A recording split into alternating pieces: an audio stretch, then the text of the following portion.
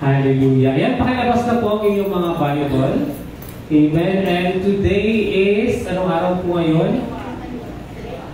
September 21, 2025. At tayo po ay nasa pangatlong linggo na po ng buwan ng September. And next Sunday, we'll be having our 17th anniversary celebration. Ayan. Ano ulit ang ating theme for this anniversary?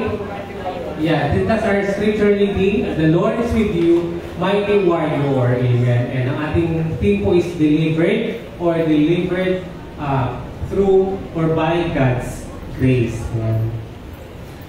Amen. Tayo po lahat ay tumayo at ating pong basahin po pansamantala ang ating scripture reading.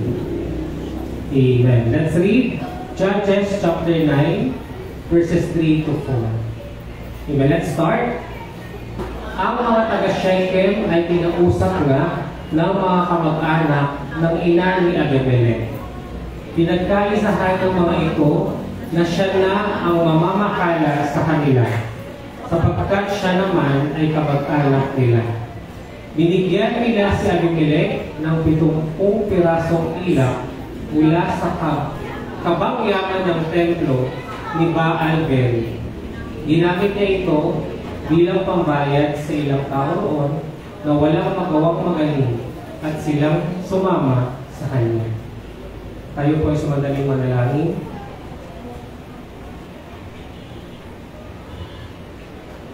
Panginoon, samahan mo po kami sa aming pag-aaral ng iyong salita ngayong araw na to.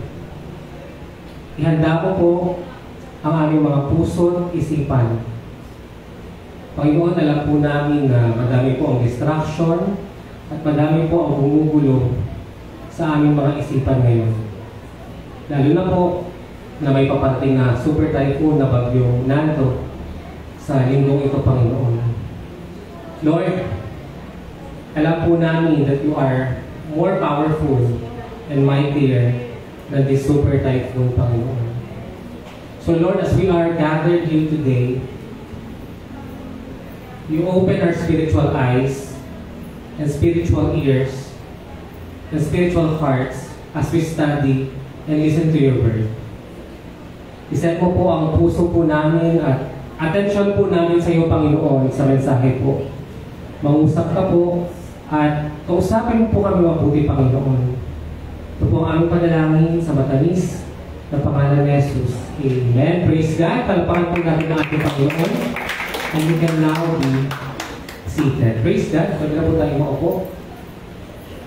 And yung mga nasasalita po sa taas, naririnig po namin ang kwentuhan nyo dito sa baba. Ayan, so baka naman gusto nyo po kami isama sa kwentuhan nyo po dyan. Ayan. So pwede po bumaba po kayo. Ayan, para po dito po kayo makapag-focus. Amen. We only have 1 hour to listen to the message. At nandito na rin po tayo, so why not maximize the time to listen to the word? Amen? Like I said, I know there's so many distractions for us not to hear this message. But praise God, kasi nga sabi ko, kung nasa liman po tayo ngayon, sulitin na po natin yung moment. Amen?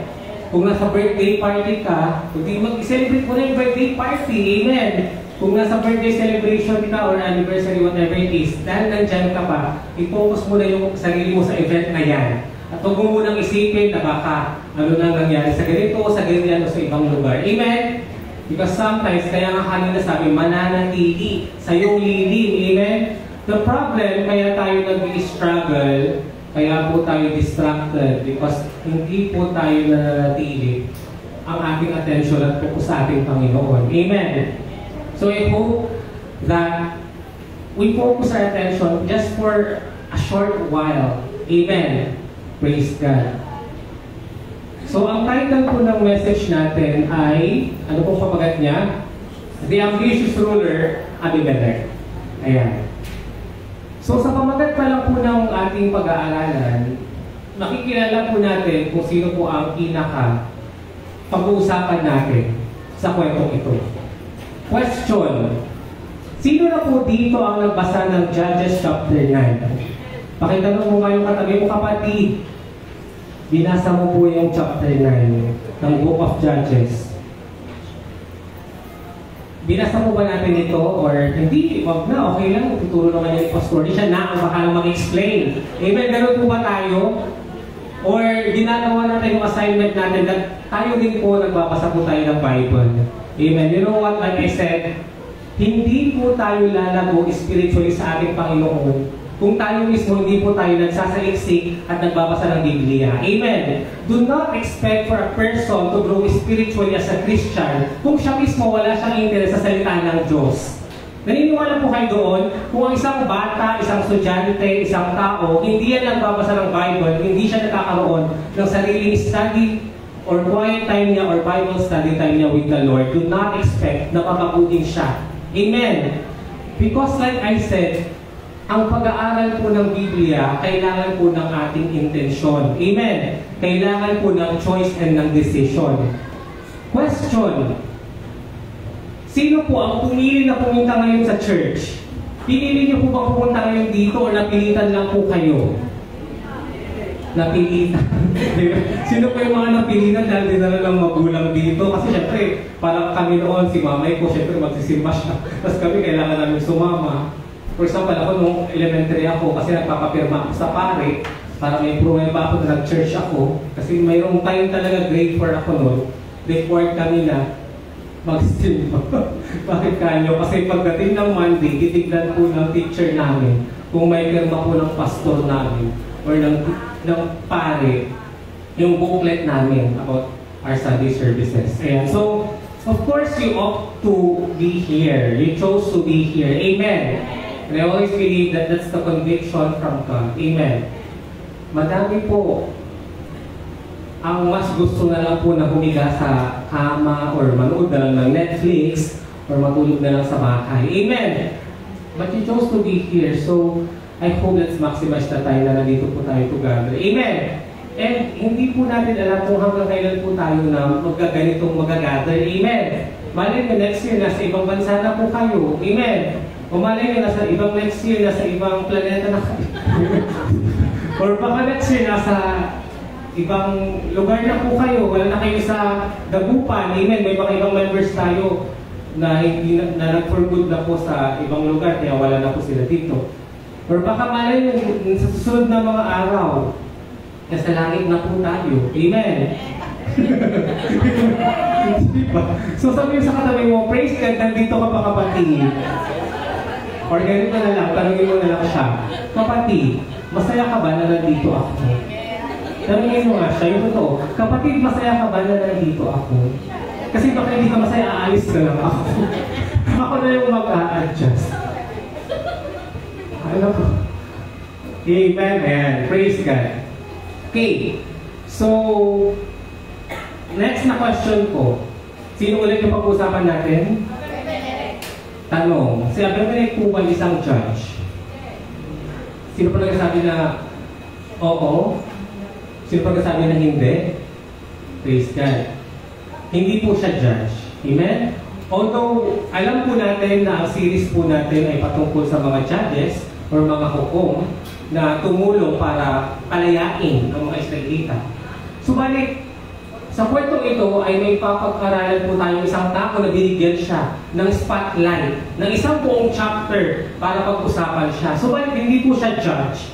Amen? Grabe no, samantalang yung mga ibang judge, like for example, yung next topic natin, si Tola and Jair, isang verse lang po silang babanggitin at wala na po kwento patungkol sa kanila. In fact, sasabihin lang po kung ilang years silang nag-lead at ilang taon na naging malaya at may kapayapaan sa Israel. Samantalang ito, hindi naman po siya judge, pero ma-highlight po siya. At nakikita ko po na madami po tayong matutunan sa taong ito, kaya po natin siya kailangan makilala. Amen. Sino na po dito ang nakakakilala kay Abimelech? Kilala niyo po ba siya? Sino na po dito ang nakapakinig na preaching about Abimelech? Kilala niyo po si Abimelech? Baka kapitbahay niyo po siya. Kilala niyo po siya sa amin. Amen. Anak ni Gideon. Praise God. Si Gideon ay anak po ni Abimelech. Amen. Tanong, ano ang ibig sabihin ng pangalan ni Abimelech? Anong ibig sabihin ng pangalan ni Abimelech? My father is a king, the king. Okay, my father is my king. Or ang aking ama ay hari. Amen. Tanong, sino ang nagpangalan sa kanya ng Abimelech? Sino po? Sino nabigyan ng pangalan niya? Yung tatay niya. Sino yung tatay niya? Si Gideon. So si Gideon, pinangalanan niya si Abimelech ng, ano ibig sabihin ng Abimelech? My father is my king. So nung pinangalanan ni Gideon si Abimelech ng my father is my king, sino ang sinasabi ni Abimelech? Ni Gideon na hari? Sino po? You know what? They say that si Gideon ang nagsasabi na hari siya. Dahil nga, yung anak niya, ang ibig sabihin ng pangalan ng anak niya, ang aking ama ay hari. Sino ba ang ama ni Abimelech? Si Gideon. Amen. So, doon po nila sinasabi na parang contrary sa yung mga aksyon ni Gideon sa sinasabi niya na ayaw niyang maging hari. Amen? Kasi di ba gusto nilang gawing hari si Gideon? Pero ayaw niya. Dahil tama naman siya, si Lord God dapat ang hari. Pero sa kwentong ito, isa sa mga anak niya, ang i-proclaim niya yung sarili niya na hari ng mga Israel. So, in fact, kokoronahan po siya at gagawin po siyang hari. Amen. Imagine, anong ulit ang ibig sabihin ng pangalan ni Abimelech? My father is king. My father is king. So, kung sinasabi ni Abimelech na ang tatay niya ay hari, ano siya? Prinsipe. Amen. So, sa pangalan pa lang ni Abimelech, nakikita na natin yung kanyang entitlement na siya ay parang taong entitled. Amen? Sa pangalan ni Abimelech na my father is king, alam niya na, or iniisip niya na hari ang tatay niya na si Gideon because in fact, naging judge or tagapagligtas talaga at leader talaga si Gideon, yung tatay niya. However, yun po ang iniisip niya na dapat kilalanin din siya ang mga kapamilya nila dahil meron nga po silang entitlement or pagkakakilanlan dahil meron silang nagawa sa Israel. Nakita niyo po yun, yung dahil may nagawa kang something na makapangyarihan or may utang na lumabang tao sa'yo, iniisip mo, entitled ka sa mga bagay na nagawa mo. Amen. So, ganun po ang ibig sabihin ng pangalan ni Abimelech. A self-entitled king. A self-named, a self-proclaimed king. Amen. And ang nakakalungkot pa dito, si Abimelech is anak sa labas. Amen? Anak sa labas or paramour po siya. Yung nanay niya ay paramour or anak sa labas ni Gideon or asawa ni Gideon. Yung kanyang naging ina. Amen. So this will be our questions after the story.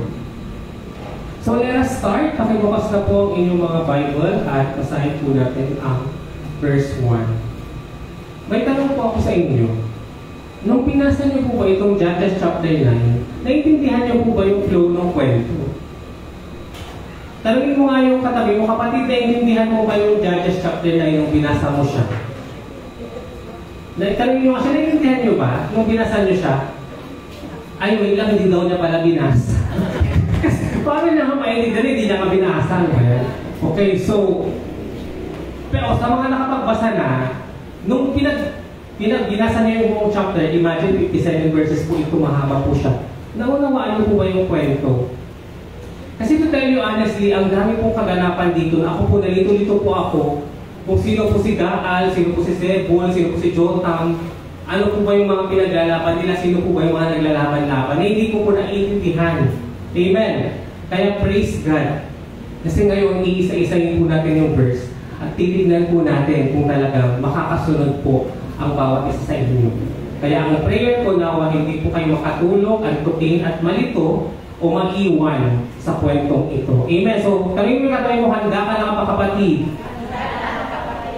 Amen. Praise God. Verse 1. Paglipas ng panahon, si Abimelech na anak ni Gideon ay nagpunta sa Shechem. Question, nasaan po ang Shechem? Shechem. Nasaan po ang lugar na Shechem?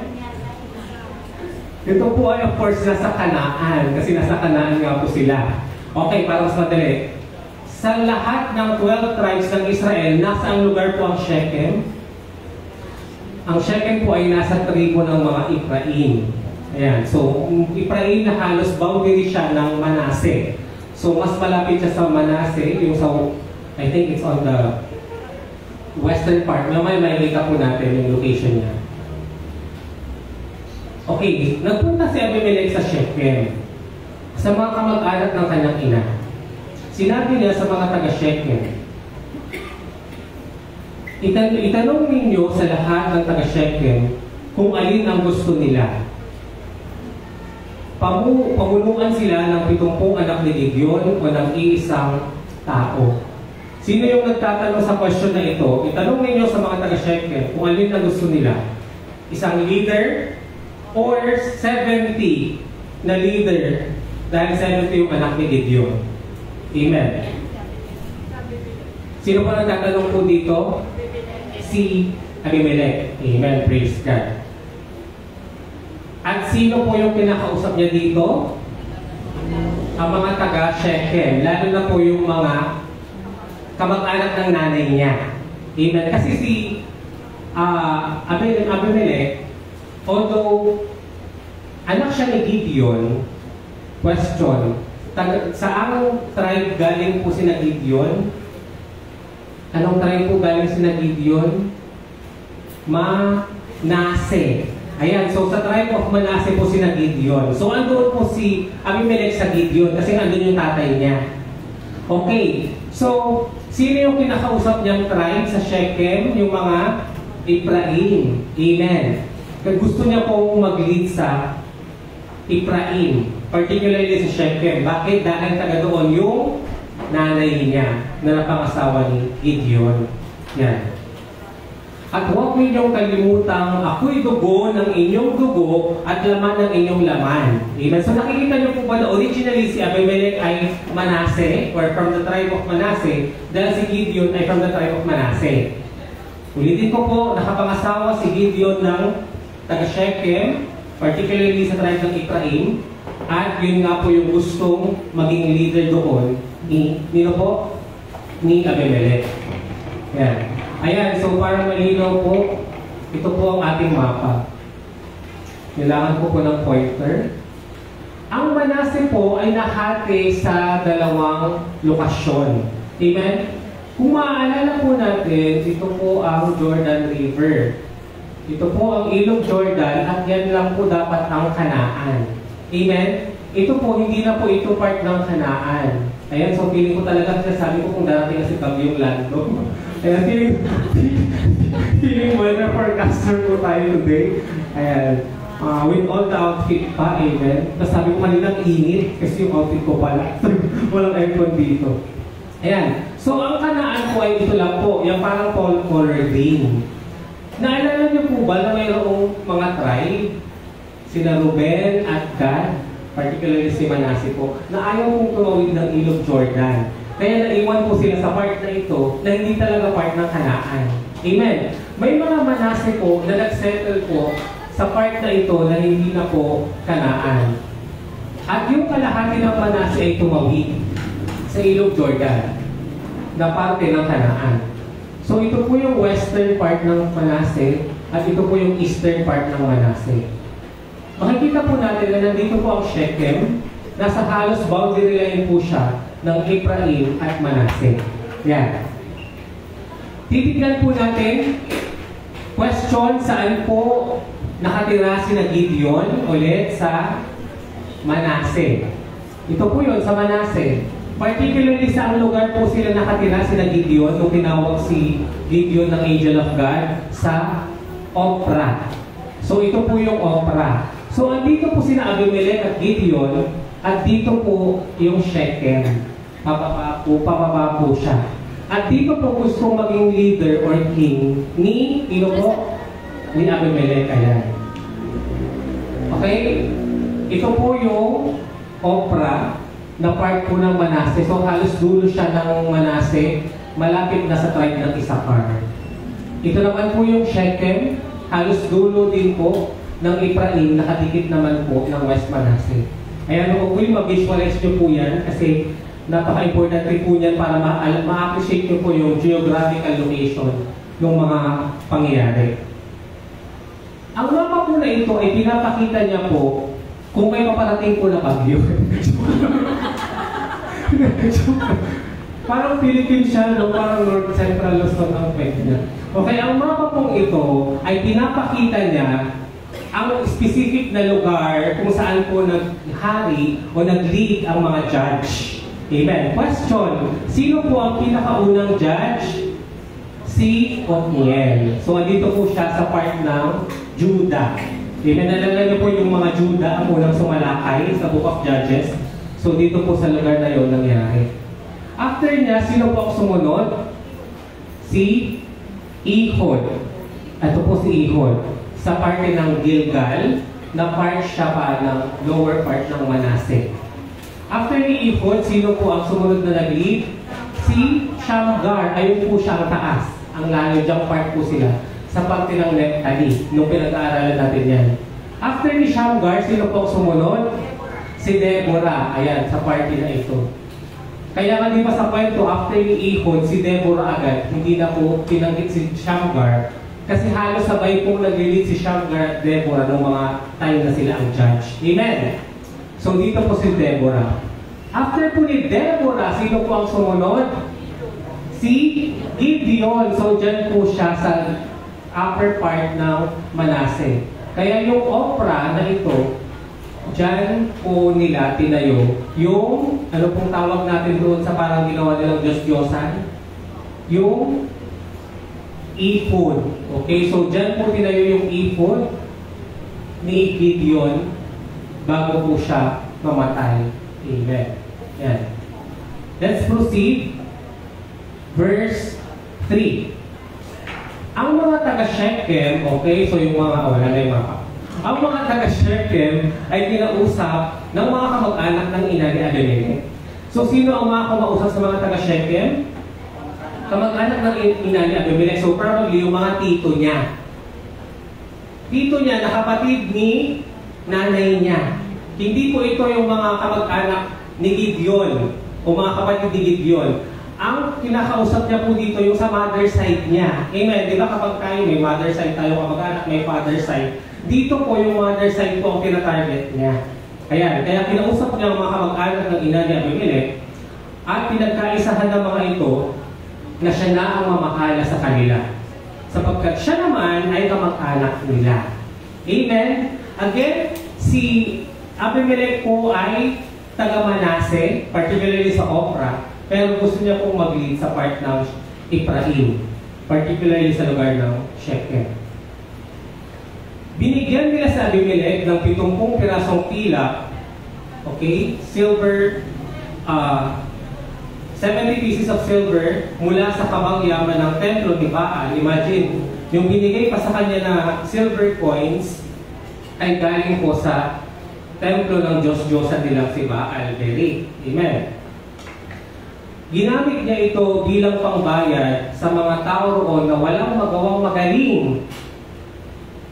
Ginamit niya ito sa Tagalog, sa English, yung walang magawang magaling, yung mga tao worthless or walang alam na magandang gawin. Talagang yung puso nila ay corrupt at puro mali po o masasama po ang kanilang intensyon.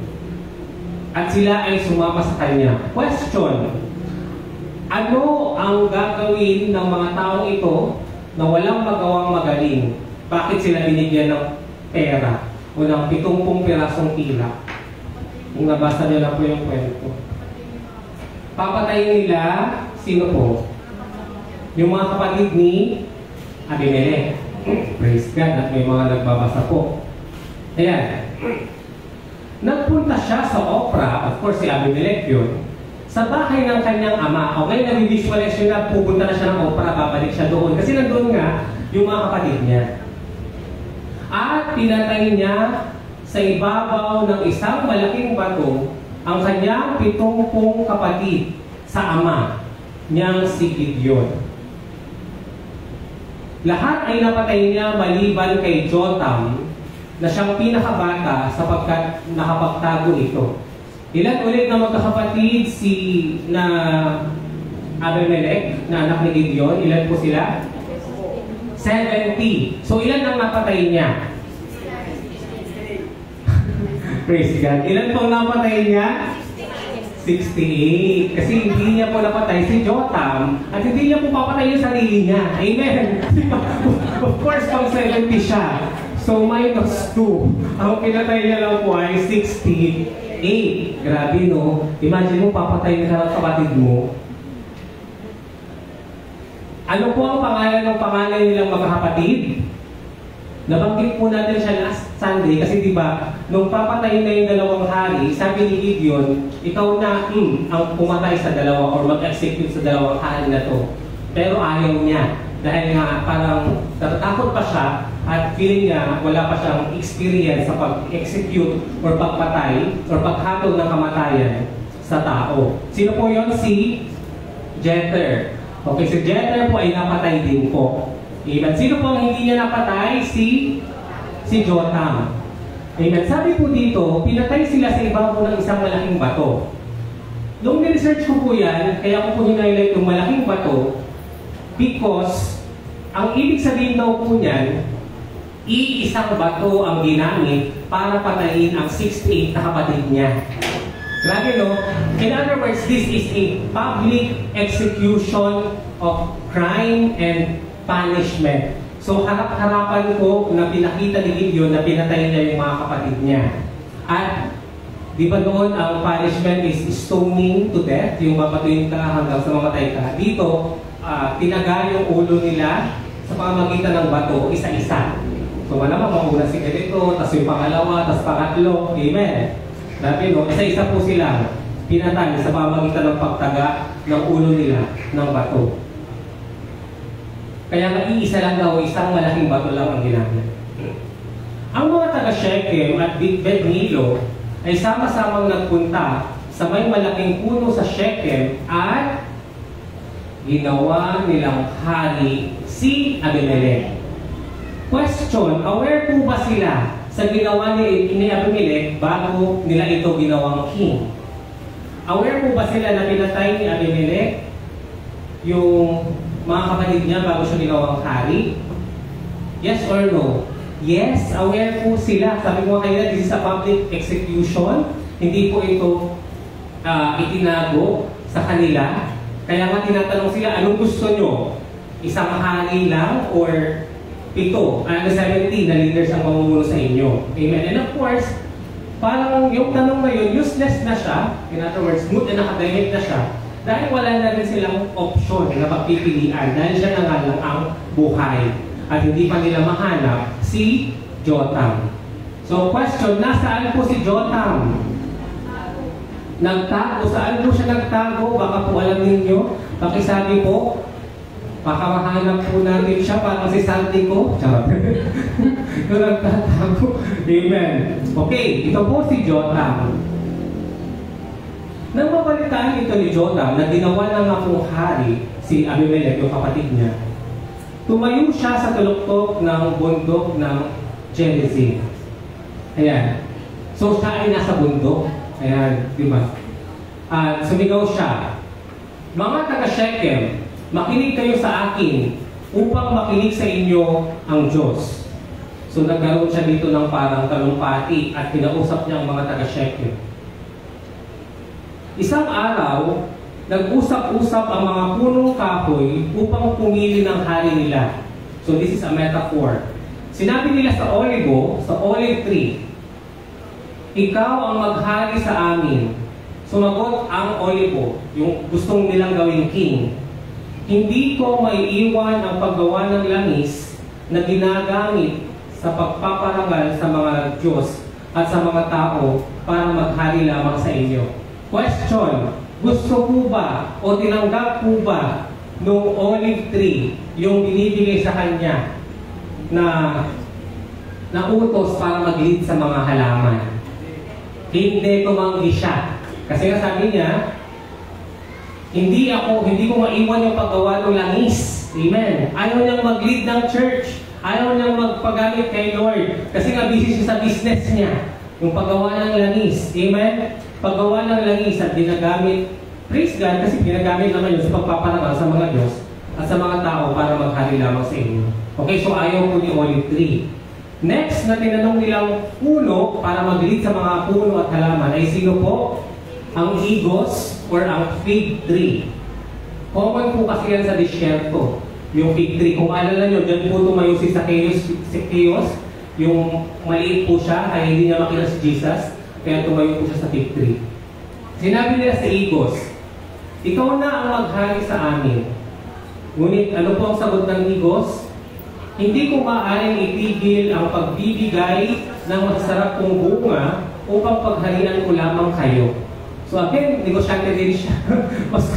mas gusto niya mag-produce ng fruit para may kakainin yung tao, which is valid din naman. Kasi kung wala ang mga farmers, ang mga nagpuproduce ng pagkain, nga tayo, wala tayong kakainin kung wala ang mga nasa agriculture field. Amen?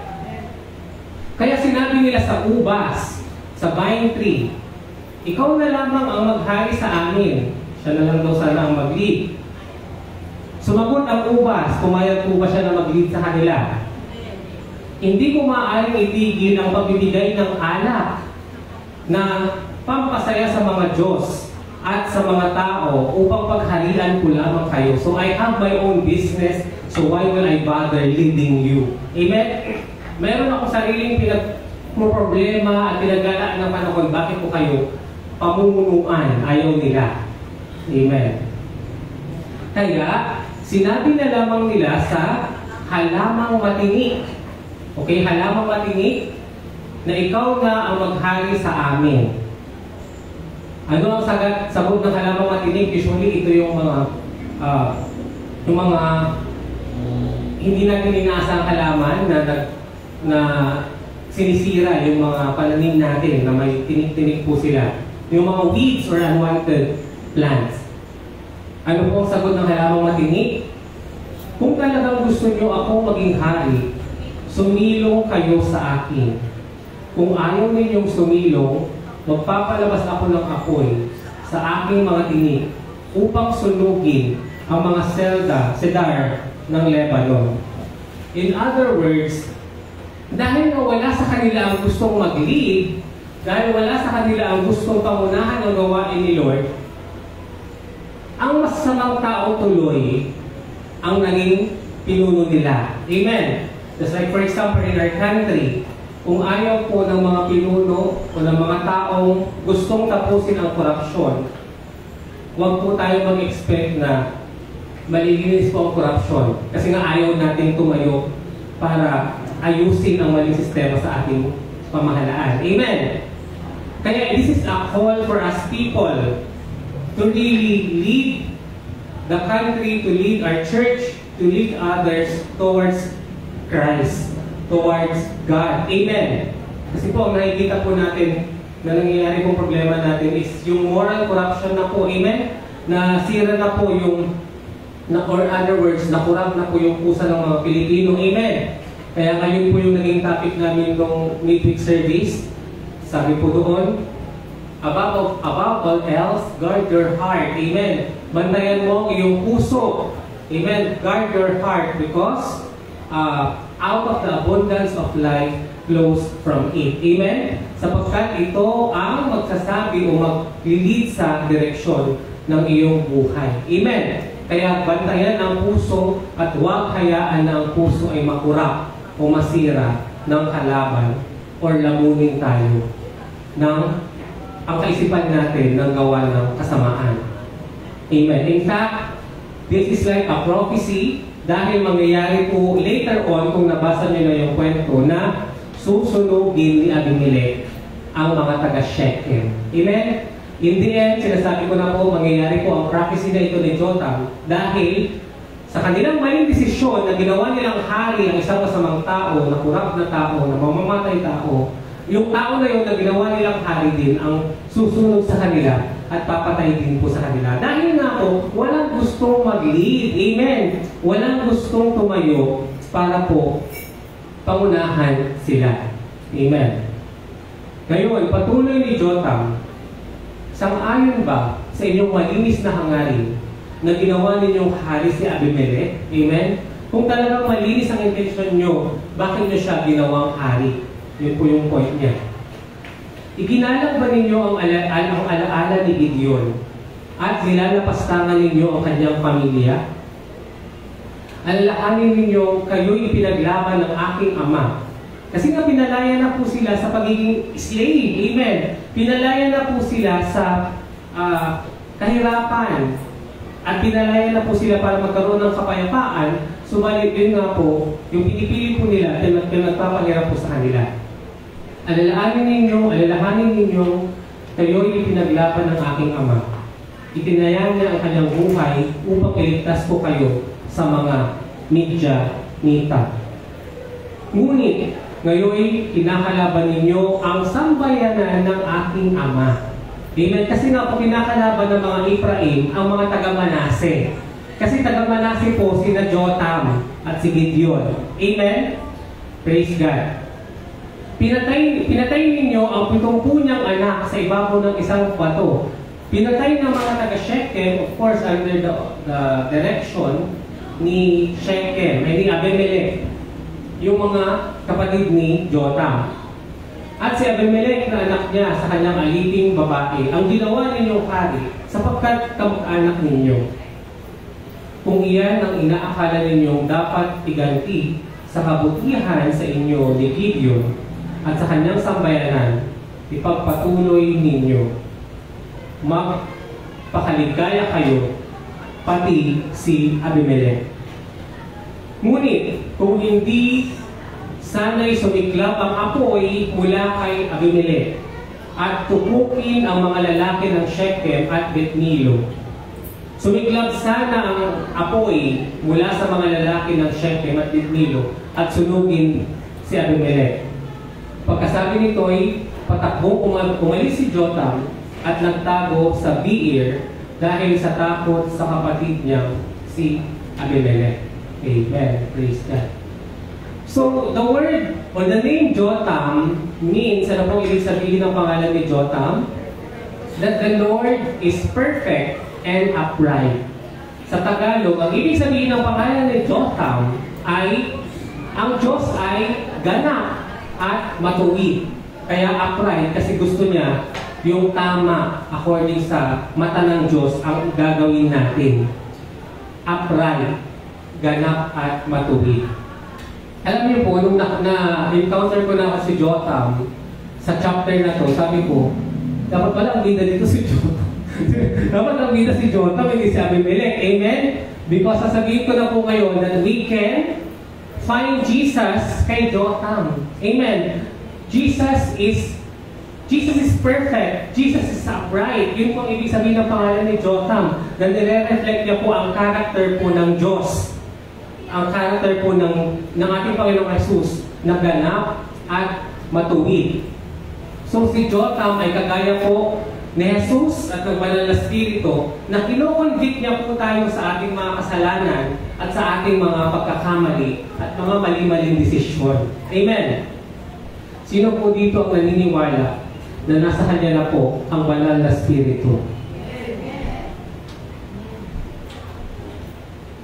Napansin niyo po ba na nung naging Kristiyano po tayo, hindi na po ganun kadali sa atin ang gumawa ng mga bagay na alam natin na ikalulungkot ng Panginoon or hindi na ayon sa kanyang kalooban at paningin. Amen? Parang hindi na po ganun kadali na bakit ko ito gagawin eh?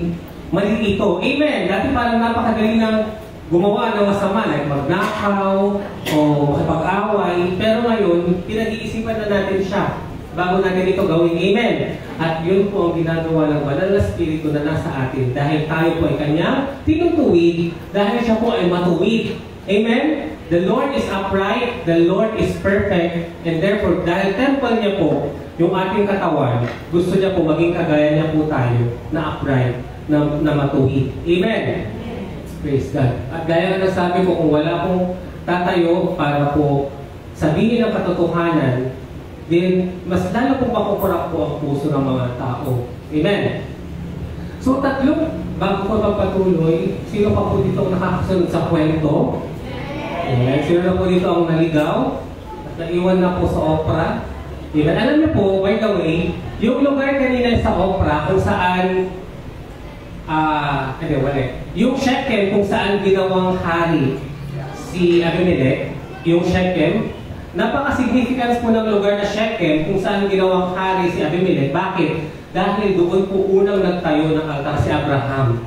Amen? Sa Shechem po unang nagtayo ng altar si Abraham nung sinabi ni God na gawa siya ng altar. At sa Shechem din po ginawa yung stone. Yung naalala niyo po yung sa Joshua chapter 28, yung bago mamatay si Joshua, kasi di ba yung mga part ng mga Israelita na ayaw pumunta sa Kanaan, nagtatayo sila ng parang bato nila in remembrance kay Yahweh. Pero nagagalit yung mga Israelite na nasa Kanaan kasi ano yun, parang idolatry siya. Tapos di ba nagkaroon sila ng kasunduan na ang batong ito is a symbol ng covenant ni God na hindi sila tatalikod kay Yahweh. Amen? Kasi di ba ang reason ng mga nasa kabilang side ng Kanaan, kaya nila tinayo yung bato na yun para yung mga generation na susunod, hindi nila makakalimutan si Yahweh. Amen? Para sa tuwing nakikita nila yung bato na yun, maalala pa rin nila na isa lang ang Diyos nila doon sa mga nasa Kanaan na Israelites. Amen? Subalit nakita po natin na binaboy ito ng mga taga-Shechem na ginawa nilang hari doon ang taong ito na sa Abimelech. At in fact, malapit pa ito doon sa lugar kung saan ginamit din yung bato para po patayin ang mga anak po ni Gideon na kapatid ni Abimelech. Ayan. So, 3 taong pinapunuan ni Abimelech ang Israel. Ngunit, ayan, basahin nyo nga po yung verse 23 kasi napakadami pong wisdom dito. Sabi po sa verse 23, ngunit nagpadala ang Diyos ng espiritu ng hidwaan. Ngunit nagpadala ang Diyos ng espiritu ng hidwaan. Amen. And therefore, sometimes, inaalaw ni Lord yung mga conflict or yung mga misunderstanding or yung mga hidwaan or yung mga tampuhan for His glory or para may sa katuparan yung plano niya na malinis o maituwid ang mga tao. Amen? Kasi dito sa mga susunod na part ng kwento, kakalabanin na ng mga taga Shechem si Abimelech. Amen? Kakalabanin na o magre-rebelde na sila, mag-aalsa na sila sa kanilang hari na si Abimelech dahil gusto na kanila maging malaya sa kanya. Subalit of course, si Abimelech, ayaw niyang bitawan ang Shechem. Kaya nga papatayin niya sila. Dahil gusto niya, siya ang leader ng Shechem. So yun po, yung inalaw ni Lord na mag-conflict po sila para nga malinis yung lugar nila. Amen. And in fact, ang Ephraim po or ang Shechem po na lugar na ito, ay halo-halo na po yung mga tao na nakatira doon. Amen. Hindi na lang po mga Israelites. Yung mga Canaanites na rin po doon. Amen? Kaya nga po na-influensyahan po sila nung mga taga doon kasi ang worship nila ay si Baal Berith. Nalala nyo kanina na kinuha sa templo ni Baal Berith yung ginamit na pangpatay or pangbayad sa mga tao na papatay sa mga kapatid ni Abimelech. Amen? So dahil dito, naghimagsik ang mga kalalakihan ng Shechem laban kay Abimelech. Nagkaroon nga po ng conflict, ng away sa lugar na inalaw po ni Lord. So nangyari ito upang pagbayaran si Abimelech at ang mga nagsulsol sa kanya na patayin ang 70 anak ni Gideon. Ang mga taga-Shechem ay naglagay ng mga tauhan upang tambangan sa bundok si Abimelech. Kasi nung time na to, si Abimelech ay wala po siya sa Shechem. Nasa mountain part po siya ng lugar at hindi target po nila na pagdating niya doon, papatayin po nila siya. Ayan. Ang mga taga-Shechem ay naglagay ng mga tauhan upang tambangan sa bundok si Abimelech. Hinaharang nila ang lahat ng magdadaan doon. Subalit ito po ay nabalitaan ni Abimelech.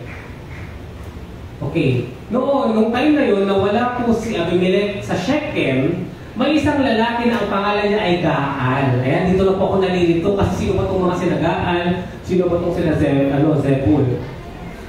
Si Gaal, na anak ni Ebed, ay nagpunta sa Shechem. Ayan, so, ni-research ko kung si Gaal po ba ay Israelite siya. So, ang sabi po ng ChatGPT, there's no certainty or biblical reference which would show us that indeed Gaal is an Israelite. So, hindi daw sigurado kung si Gaal ba ay Israelita. Subalit, ang ibig sabihin kasi ng pangalan niya ay merchant. Merchant, so parang maaari pumunta siya doon para magbenta, para maglako. So, pwedeng taga-Shechem talaga siya, pati ibig sabihin na Israelite siya. Kasi gaya nga ng sabi ko kanina, nung time na nila, nag-i-intermarry na ang mga Israelites at ang mga taga-Kanaan. Kaya nakahalo-haloan na sila. Nakikita nyo ngayon ang epekto na hindi nila pagsunod kay Lord na tanggalin lahat ng Canaanites sa Kanaan. Amen. Nakikita nyo ngayon na nagsasuffer sila kasi hindi nila tinupad yung utos ni God na paalisin nila lahat yung mga nandyan kasi nga may influensyahan nila kayo. Amen. Ayan. So nagtiwala naman sa kanya ang mga taga-roon. Ayan. Namitas sila ng ubas, ginawa itong alak at sila'y nagpista. Sa kainitan ng pista ay pumasok sila sa templo ng kanilang Diyos-Diyosan. Ayan o, makikita nyo po na wino-worship po nila ang ibang God, hindi po si Yahweh ang wino-worship nila sa Shechem, which is nasa Ephraim. Kumain sila roon at nag-inuman habang patuloy na kinukutya si Abimelech. So, binabak-balik or yung pinag-uusapan nilang topic sa inuman ay wala sa lugar. Di ba usually ganoon naman, pag nag-chismisan tayo, ang pinag-uusapan natin ay yung bang tao. To the point na natatapakan na or sirang-sira na siya sa usapan natin. Amen. You know what? May napanood akong vlog about leadership and about yung sa about kung sino daw yung mga taong talagang tunay na matatalino at magagaling. Ang sabi niya, ang isang taong tunay na matalino ay hindi niya pinag-uusapan ng ibang tao na wala siya doon sa usapan. Nakuha niyo yung punto. In other words, kapag daw ang mga friends mo, ang pinag-uusapan niyo ay ibang tao, hindi daw matalinong tao yung kasama mo. Di ba? Kasi usually tayo kapag hingi tayo with our friends, our topic ay yung mga wala. At yung mga wala, nabubuli sila or parang pangit yung napagkukwento natin about sa kanila. Amen. At sabi niya, si Dan Mardel kasi nagsabi nun, if you are with those kind of people who enjoys talking about other people, well, they are not around. They are not intelligent people. And they're not the kind of people that you should be with. Amen. Kaya ako na-review talaga ako noong Kasi di ba, sometimes kami mga lawyer na gano'n, makikita-kita kami ng mga lawyer friends ko or high school friends ko, hindi talaga maiwasan. Ang mga pumag-usapan, si ganito ang abogado nun, may ginagawa niya, ganito, ganyan. Di ba yung parang pangit yung napapag-usapan naman sa tao? Tapos nare-review ako, bakit namin siya pinag-uusapan? Wala siya dito para i-defend yung sarili niya. Amen! Kaya minsan pag nag-uusap kami sa family, say for example, nung isang araw lang, pinag-uusapan namin yung kapatid kong si Eric. Sabi ko, mas magandang pag-usapan niya kung nandito siya. Kasi siya ang makasagot niya sa mga concern ninyo. Kasi marami silang sinasabi na dapat hindi ko bibili si Eric ng ganyan, hindi ba siya bibili ng pag-ukotse, yung mga ganun yung. Marami silang sinasabi, pero sinasabi ko, pinag-uusapan natin siya, wala siya dito, dapat andito siya. Amen. Kasi siya yung concern at siya yung talagang dapat natin kausapin. May nakaka-relate po ba sa inyo na mahilig po pag-usapan yung ibang tao pag wala po sila? Kaya kapag gano'n na po yung topic ninyo, sinasabi po ni Lord, mali po yun. Amen. Ang pag-usapan nyo po, kayo yung nandyan, o ikaw, ano yung ginawa Lord sa buhay mo? O di, at least, siya mismo magsasabi galing sa Kanya. Amen. Yung experience niya mismo, yung topic, lalo na kapag kayong movement ni Lord sa buhay niya yung nakikwento niya. Amen. Hindi, wala yung team dyan. Natatamaan po ba tayo? Kaya nga, alam niyo po, parang alam niyo, na-review talaga ako na sinabi ko, kapag ganito po kami ng mga friends ko, ibig sabihin hindi kami matatalino. At hindi ako papayag na hindi kami matatalino. Kaya kapag gano'n na po yung topic natin, huwag na natin pag-usapan yan kasi wala siya dito, sabi ko. Or ganito na lang, ganyan na lang pag-usapan natin. Na-review po ako pag naalala ko na pangit na yung narinig ko about others sa isang usapan or group of conversation na wala naman siya doon. Amen. Kasi wala nga siya para ipagtanggol yung sarili niya. At tayo po ay nagkakasala pag ginagawa po natin yun. Amen. Kaya sinabi ni Baal, dinalo po itong si Gaal kung gaano po siya kasulsul. Bakit ba tayo nagpapasakop kay Abimelech? Amen. Sino ba siya kung iahambing sa mga taga-Shechem? Hindi ba anak lamang siya ni Gideon? And in fact, hindi naman siya taga-Shechem. Hindi siya taga-Ephraim. Ayan. At pati yan, si Zebul, sabi ni Gaal. Sunod-sunuran yan sa kanya. Bakit nga tayo magpapasakop sa kanya? Ibangon nyo ang karangalan ng ninuno ninyong si Hamor. Ayan, so ito yung, hindi rin ito Israelite. Ito yung sumama lang kina, I think Moabite siya, sumama lang kina Moses at kina Joshua nung narinig niya yung about kay Yahweh. Amen. Hanggang sa hindi na sila pinatay ni Lord. Ayan. So yun po yung mga pinagsasabihin ni Gaal against kanino po kay Abimelech at sa right hand or pinaka-leader or tauhan ni Abimelech na sino po si Zebul. Okay, so si Zebul po ay, sino po ang kakampi ni Zebul? Si Abimelech. Kasi nga right hand siya or second in command siya ni Abimelech. At si Zebul, during the time na ito, nandoon siya sa Shechem. Ang wala lang dito ay sino? Si Abimelech. Tapos siya yung pinag-uusapan nila na gusto nilang paalisin or patayin or patalsikin. Sabi ni Gaal, kung ako ang mamumuno sa inyo, tiyak na matatalo natin siya. Tingnan mo, gusto niya na siya na yung leader. Diba? Nag-ano pa ito, nagpapabida, tapos gusto niya na palang palitan si Abimelech. Kung ako ang mamumuno sa inyo, tiyak na matatalo natin siya. Sasabihin ko sa kanyang, ilabas na niya ang buo niyang hukbo at maglaban kami. O diba, ang yabang-yabang niya kasi wala si Abimelech. O tignan niyo mamaya, tatakas siya. Pag maghaharap na sila ng Abimelech.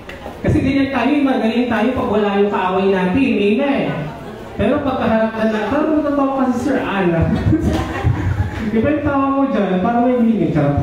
Di ba ganun tayo kapag wala yung inaamok natin or parang kinakalaban natin, ang lakas-lakas mo.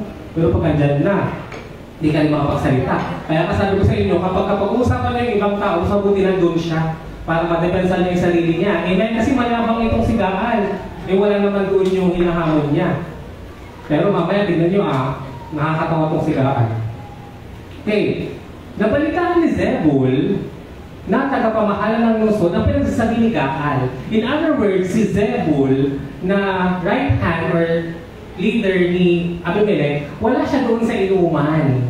Amen, wala siya doon sa pista. Hindi niya narinig directly kay Gaal na sila na ini-encourage na yung mga taga-Shechem na labanan si Abimelech. Question, nakakasunod pa po ba tayo? Amen. Kasi ito totoo lang, nung binabasa ko to, sino pa si Gaal? Sino pa si Zebul? Sino pa talaga dito ang kakampi ni Abimelech? Nalilito talaga ako, hindi ko talaga naiintindihan kung bakit sila nag-aaway-away. Amen.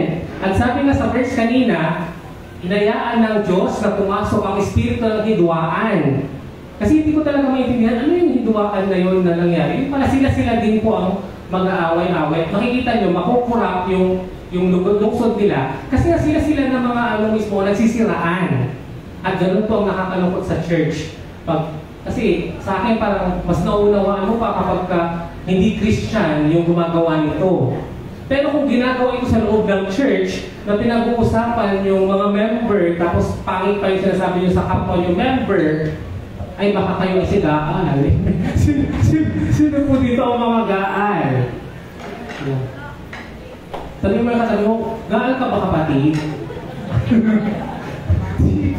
Yung pinag-uusapan natin yung kapwa natin member sa church, sa pangit pa yung sinasabi natin sa kanya. Ayan. Okay, so nagsurbo siya kay Abimelech. Ayan, ulitin ko yung verse para malinaw. Nabalitaan ni Zebul na tagapamahalan ng lungsod ang pinagkasabi ni Gaal, kaya ito ay nagalit. Amen. So nagsurbo siya kay Abimelech sa Aroma at ipinasabi. Sino po nagsasalita dito sa naka-color yellow? Si Zebul. Kasi nga, i-inform niya na si Abimelech patungkol doon sa kabulustugan ni Gaal, sa mga pinagsasabi ni Gaal. So, pinapasabi ni Zebul ang ganito. Si Gaal at ang kanyang mga kamag-anak ay narito ngayon sa Shechem. pinag-aalsa niya o pinag-aalsa nila ang mga taga-Shechem laban sa iyo. Kaya mamayang gabi, isama mo ang iyong mga tauhan, magtago muna kayo sa labas ng lungsod, sa labas ng Shechem, at bukas, pagsikat ng araw, bigla kayong sumalakay sa Shechem, at kapag lumaban si Gaal, gawin mo na sa kanya ang gusto mo. So sino ang nag-i-inform dito o nagbibigay ng message? Si Gaal. Para kanino yung message na yon? Para kay Abimelech. Amen. Malinaw po? Amen niyo po Kaya't lumakad si Abimelech at ang kanyang mga tauhan. Question, alam na ba sa time na ito ni Abimelech yung nangyari sa Shechem na iisahan na pala siya at gusto siya palisin? Alam na niya. Amen. Kaya lumakad na si Abimelech, babalik na siya sa Shechem at ang kanyang mga tauhan. Sila ay nag-apat na pangkat, 4 na group, okay? At nagtago muna sa labas ng Shechem kasi naglulusobin nga nila si Gaal. And in fact, nakakatawa kasi si Gaal naman, hinihintay nila ang mga ito. Amen? So nag-uunahan sila kung paano sila maglalaban-laban. Kinaumagahan, tumayo si Gaal sa may pagpasok ng lungsod, sa may entrance ng Shechem.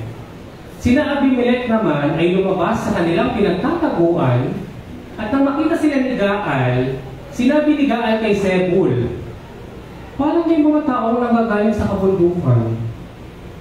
Diba? Kasi nga po, parang ang nakakaaninag ng mga tao sa kabundukan ay sino? Si Gaal. Sabi ni Gaal, sabi niya, kasi binigyan ko lang ng feelings yung pagkakasabi para ma-appreciate niyo siya. Ano yung sabi ni Gaal? Okay. Kinaumagahan ko yung si Gaal sa may pagpasok ng lungsod. Sinabi nila naman ay lumabas sa kanilang nagpinagtaguan. Nang makita sila ni Gaal, sinabi nito kay Zebul. Ito pala yung sinabi ni Gaal. May mga taong nanggagaling sa kabundukan. Ano ang sagot ni Zebul? Anino lamang yan ng bundok? Anino lamang yan ng bundok? Anino lamang ng bundok yan nakikita mo? Ang tingin mo lang ay tao. Nakita nyo ngayon ang pagbibitray yan, ang pagtatrayduran ng mga ito. Amen? Nakikita, so from afar, nakikita na ni Gaal na parang may mga tao na papunta ng lungsod. Amen? Pero si Zebul, alam niya ba na Abimelech yun? Alam niya hindi. Alam niya na siya nga ang nagpatawag sa kanila, di ba? Amen. Pero ang sabi niya kay Gaal, hindi anino lamang yan ng mga bundok. Yung mga nakikita mo, pakala mo lang tao. Amen. Nakita niyo na ba? Okay, nalilinawagan na kayo sa kwento. Kasi nung pinabasa ko talaga ito, hindi ko alam kung makakabay pa si Zebul, o si Gaal, o si Abimelech. Ano kung pinagagawa ng mga ito? Hanggang sa na-realize ko, ay, nagplaplastikan pala sila. Nagplaplastikan sila mga kapatid. Amen. Ayan. Okay, verse 37. Sinabi uli ni Gaal, hindi may mga tao talaga meron talaga. Sabi niya, may mga tao bumababa sa may burol. Sabi niya, may isang pangkat pang nagmumula sa mga sagradong puno is MC niya. In fairness, napil ko parang teacher ako because of this. Thank you kay Jenica. Okay. So, sinabi nga sa kanya ni Zebul, ayan na, tignan ko ngayon ang yabang mo. Di ba tinatanong mo kung sino si Abimelech para sumakop sa atin? Sila iyon. Bakit hindi mo nalabanan? Ngayon, this time, inaamin na ni Zebul na sinabi ni Abimelech yung naaaninag niyang parang mga anino. Nakita niyo po, nakakasunod pa po ba tayo? Amen. Praise God. Pang-teleserye itong nung kwento sa mga kama. Ang dami namin kaganapan dito, tapos sabi ko mga plastic naman itong mga ito. Okay. This is the problem pag mali-mali nga yung decision po natin. Amen. At nakikita natin na nagkamali itong mga taga-Shechem kasi nga, sabi nila, si Shechem, sinisimbolo niya ang kasalanan.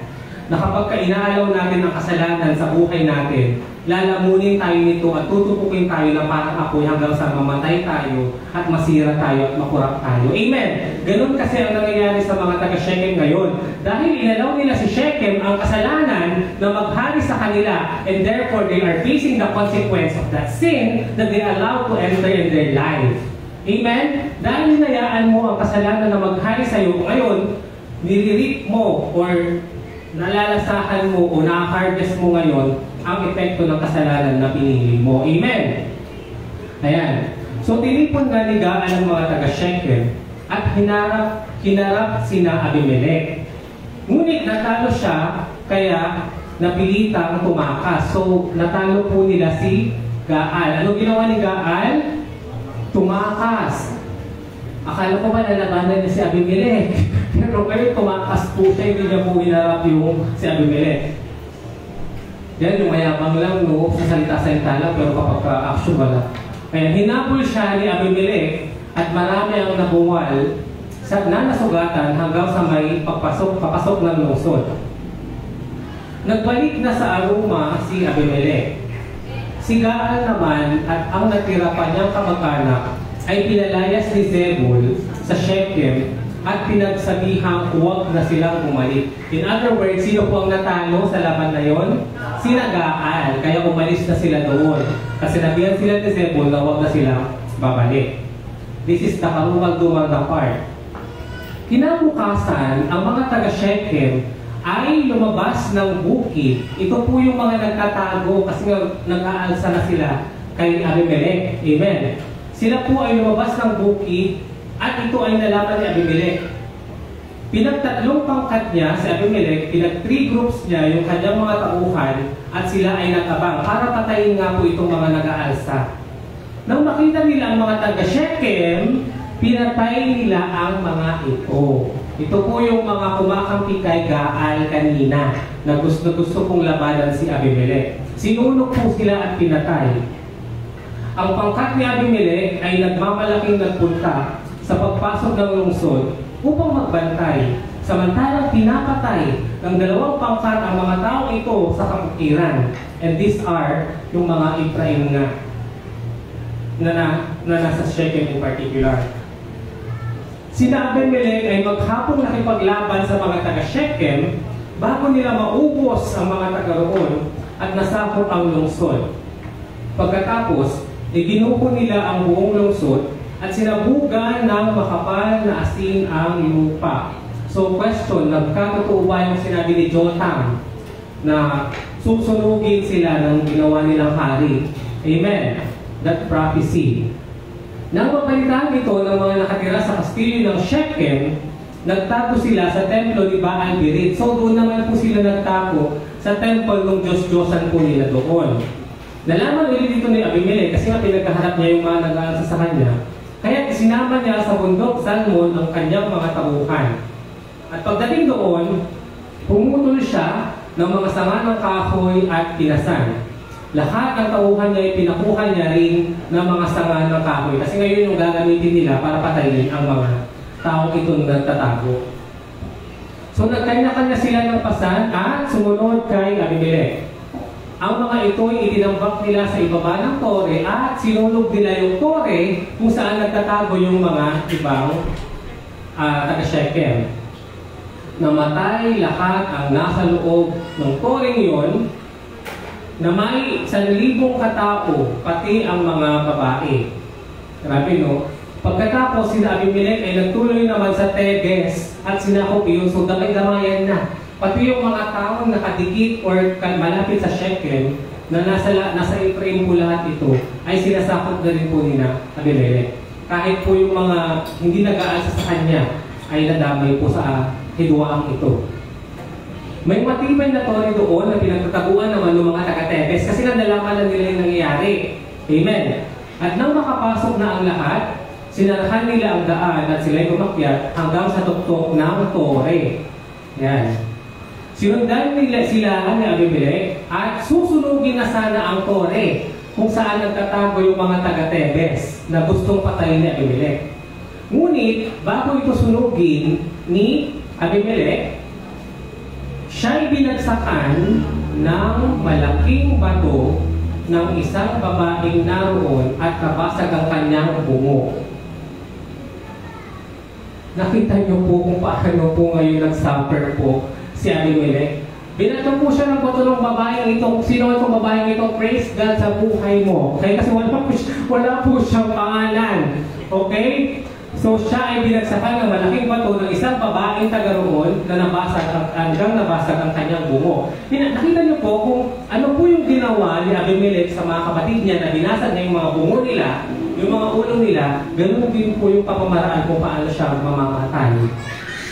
Nakita niyo po yung consequence ng mga action po natin, yung mga kurap na puso natin na tayo po ay nagdanakaw o pahirapan natin at ibababalik po yun sa atin. Amen! Okay. Maganda sana po yung pangalan itong babae mo, siguro popular po siya. Kaso nga lang baka ginawa na naman nila ng revolt. Baka siya na naman ang worship nila.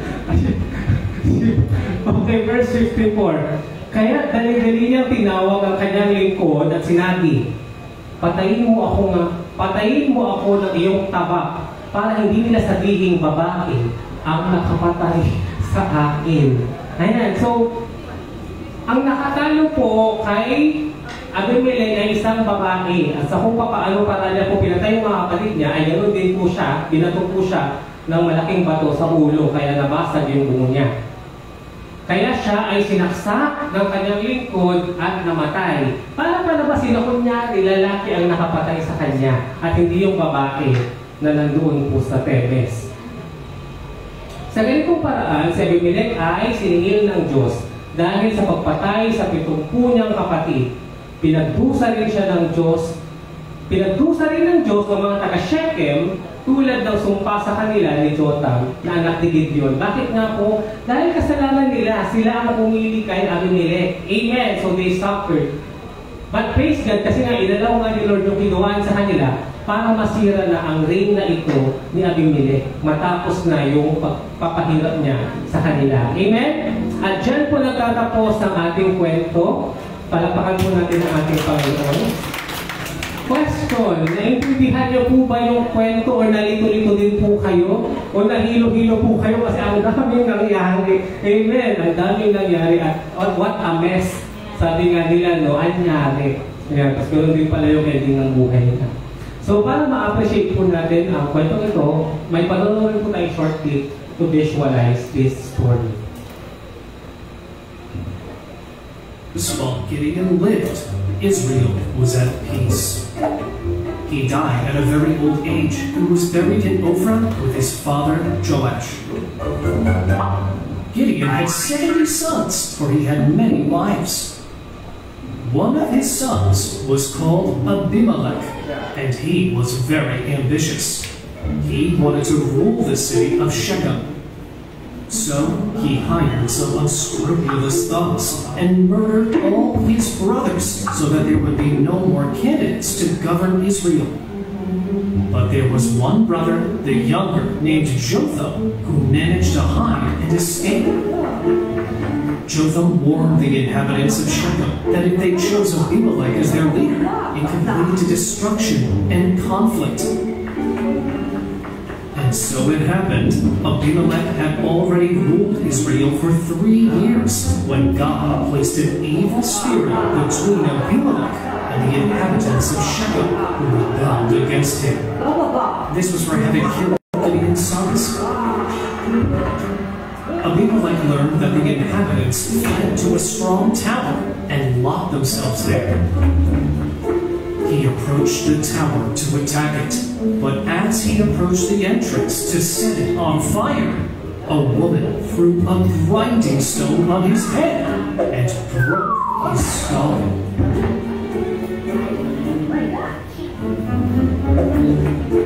Immediately, Abimelech called his armor-bearer and ordered, "Take out your sword and kill me, so that they don't say to me that a woman has killed me."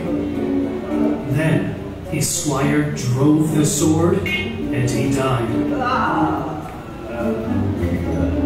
This is how God punished Abimelech for the crime he had committed against his father by killing his 70 brothers.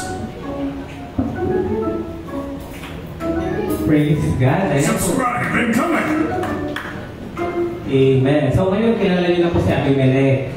At alam niyo na po yung nangyari sa kanya. Grabe, no? Parang what an interesting at ang gulo-gulong kwento ng buhay ng taong ito. Amen. Kasi in the first place, siya mismo ang gulo-gulo niya. Amen. Ayan. So sometimes talaga yung buhay natin ay epekto ng mga mali-maling desisyon or masasamang mga hangarin natin. Amen. Kaya kung may mga masamang po tayong intensyon or masamang hangarin na talagang against sa kalooban ng Panginoon, to the point napapatay ka ng ibang tao or maninira ka ng ibang tao, kapatid, pag-isipan mo at huwag mo nang ituloy. Amen. Ayan, so verse 1. Question, ano po ang natutunan mo sa kwento? Pakitanong po yung mga katabi nyo. Kapatid, ano yung pinaka-na-highlight sa'yo sa message na to? Ano yung ito? Huwag makipag-chismisan. Amen. Huwag pag-usapan ng ibang tao kung wala sila. Amen. Ipatawag nyo siya, pwede naman pong i-group call or via messenger na lang siya. Kung hindi po siya makapunta sa bed, dali-dali na pong tawagan ng mga tao ngayon para naman madepensahan niya yung sarili niya. Ayan. Number 1, nakita ko po ito again sa ating Expositor's Bible. Sabi niya, be careful whom you choose as leader, and character matters more than ay charisma. Amen. Kaya napakahalaga po sa atin ang pagpili po ng leader, lalo na po kung mali po ang intensyon ng taong ito. At hindi po maganda ang plano niya sa atin para paunahan po tayo. Amen. Hindi po dahil parang favorite siya or magaling siyang magpaano ng tao, magpaamo ng tao. Yung karisma, malakas ang kanyang karisma. But rather, kailangan tignan po natin ang puso nila. At tayo po ang mga tinutukoy na leader dito. Amen? Tayo po ang mga leader po na ito. Kasi po, number 2, sabi po, when the wise and God-chosen people, tayo po yun, refuse to take the lead, foolish and dangerous people will take over. Amen. Kapag nalala niyo po yung mga puno kanina na ayaw po nilang mag-lead, na ayaw nilang mag-carry, ayaw nilang magpagamit kay Lord, kung hindi po sila tatayo, mapipilitan po tayo na ang mga may masasamang hangarin po ang mag-lead po sa atin. Amen. Praise God. Verse 3. God sees injustices. Nakikita niya po yung mga pagsuway sa mga hustisya o sa karapatang pantao. And therefore, He will bring justice sa tamang panahon. Amen? Kagaya nung nakita niyang pagmamalupit ni Abimelech at pagpatay nito sa mga anak kapatid niya, babawi po ang Diyos. Vengeance is mine, says the Lord. Amen? Kung titignan natin, parang talunan yung mga kapatid ni Gideon kasi pinatay sila. Pero praise God kasi ang Diyos na ang bumawi para sa kanila. Amen? And number 4, God can use even conflict to bring about the justice of God. Amen? Pwede gamitin po ng Diyos yung mga hidwaan para nga po maserve po yung hustisya o maisakatuparan ang mga kalooban at plano ng Diyos. Amen? So sometimes may mga instance talaga na hindi po tayo nagkakaunawaan, na nagkakaroon ng misunderstanding. Subalit praise God because inaalaw to ni Lord para po maserve nga yung plano niya sa atin. Amen. And lastly, God wants His people to be upright and act with integrity and justice. Amen. Sabi ko nga, bakit ito yung message ngayon na tumapat pa sa EDSA ngayon na nagrarally yung mga tao doon. Amen. Kasi alam niyo naman yung dineclare ni Duterte na September 21 as yung National Protest Day na malaya ang bawat Pilipino na magprotesta kung sakaling nagiging masama na o kurang na ang ating gobyerno. Amen. So, September 21 po yun. Ngayon po ba September 21? Today yun, di ba? Amen. Today po yung September 21, yung protest. Ayan. Kaya po, yan po, sabi ko bakit gano'n, parang napaka-connected naman na ito yung topic na nag-aalsa at nagre-rebel din yung mga Abimelech sa injustice sa kanilang lugar. Praise God. So, I always believe that si Lord talaga ang nag-aayos ng ating mga schedule at hindi aksidente na tinaon niya sa araw na ito ang message na ito. Amen? Amen. Kasi alam niyo po, kaya ang theme natin is yung delivered. Kasi alam naman po natin na ang mga judges ay ang deliverer during the time of judges. Amen? Kaya sabi ko, itutuloy ko lang natin yung message ng judges at bahala na si Lord kung sino yung itatapat ng judge sa anniversary Amen. Kaya sabi ko, akala ko talaga si Abimelech, yung tatapat sa anniversary. Isa ito yung anniversary message, di ba? But praise God, kasi si Lord na ang bahala. Imagine, kung tumapat ito sa anniversary, tapos hindi pa siya judge. Amen? Dahil hindi naman talaga siya judge. Kasi akala ko, magiging hindi po okay yung panahon ngayon. Kasi nga parating na nga po yung bagyo. Tapos hindi pa napansin na maaraw. Kasi usually ganyan daw pa talaga pag super typhoon, yung bago siya dumating, mainit. Kaya nga ganito po akong dating, kasi akala ko talaga maulan, ngayon dala ako akong payong, gano'n sa pili ko, pagpupunta dito, ulan, gano'n. Kasi ang init, sabi ko. Kaya mag-pray po tayo na nawa ay lusawin po ito ng Panginoong Diyos at hindi po magkaroon ng epekto sa Pilipinas. Amen. Sa lahat ng lupalot ng Pilipinas. Kasi grabe po yung, nakita niyo naman po yung nangyari sa La Union nung nakaraang buwan lang, nung July. Amen. Na halos mahigit isang buwan na walang kuryente ang taon. Amen. At nalatag ang mga government offices ay mahigit 2 taon, 2 buwan, 2 linggo na walang opisina. Dahil nga po yung mismong kuryente po ay nasira-sira. So I hope hindi na po yung maulit sa Pangasinan, sa Dagupan, or kahit sa anong lugar sa Philippines kasi grabe, mas malakas po itong sinaldo kaysa doon sa bagyong yun na si, anong pangalan na nun? Yung sa La Union lang? Anong pangalan na po nun? Hindi na rin siya kilala? Okay lang, kalimutan na natin siya. Ano na kasi yung pangalan niya? Naano ko daw, nag-distract ako. Okay. So, Lando ba yung pangalan nun? Lando ba? Parang Lando din, di ba? Lando po ba? Lando, di ba? So, si Nando. O, di ba? Magkatulog pa yung pangalan nila. Kung pag ganong Nando, Ando, Ondoy. Ganun, parang yung may Ondo. Lando, Nando, Ondoy. Parang malalakas yung ako. Dapat tayo nagpapangalan ng ganong bagyo. Amen. Okay, so where is Jesus in the story? Nasabi ko na po ito kanina. Jesus ay kagaya po siya ni Jotham. Ano ulit ang ibig sabihin ng pangalan ni Jotham? The Lord is perfect and upright. Ang Diyos ay ganap at matuwid. So siya, ang Jesus ay parang si Jotham na kinukonvict niya ang mga tao sa kanilang mga kasalanan at winawarningan ang tao para dahil sa kanilang mga mali-mali o mga foolish choices and actions. That's the role of the Holy Spirit. Amen?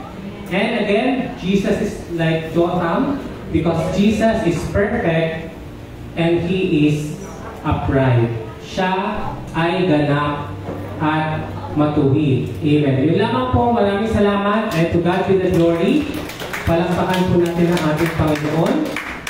As a response to this message, tayo po ay lahat po ay tumayo.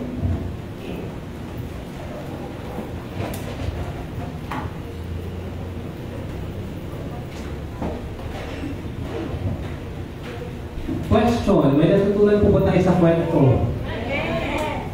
Alam niyo, hindi ko po alam kung paano po kayo kinausap ni Lord through that story. Ano po yung naramdaman niyo? Kasi sabi nga nila, sometimes sa mga messages na ganito, nakakalimutan natin yung message, pero hindi natin makakalimutan yung naramdaman natin habang pinikwento yun. Amen? So maaaring makalimutan niyo yung bawat detail na ganito yung nangyari, nag-away-away sila. Pero hindi niyo daw po makakalimutan yung nararamdaman nyo ngayon. So tanungin mo nga yung katabi mo, ano yung nararamdaman mo sa message, kapatid? So sabi niya, wala akong naramdaman. Wala na akong pakiramdam. Ano po yung naramdaman natin? Ano po?